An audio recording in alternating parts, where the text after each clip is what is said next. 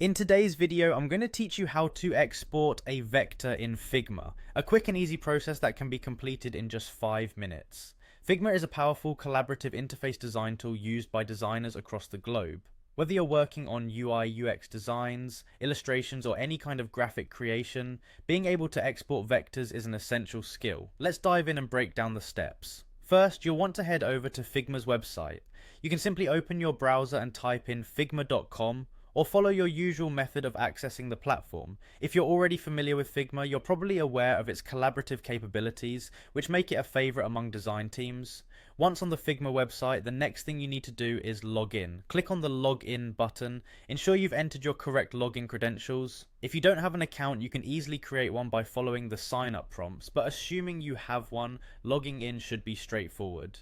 After logging in, you will find yourself on Figma's homepage. This is your central hub where you'll see all your recent projects and shared files. From here, navigate to the design section so you can start working on or accessing your files.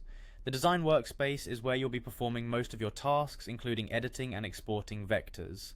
Now locate the vector element you wish to export. This might be part of a complex illustration or just a simple icon. Click on the vector to select it.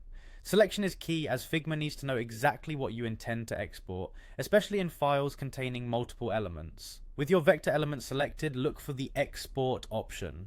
In Figma, you'll typically find it towards the bottom of the right-hand panel under the Design tab.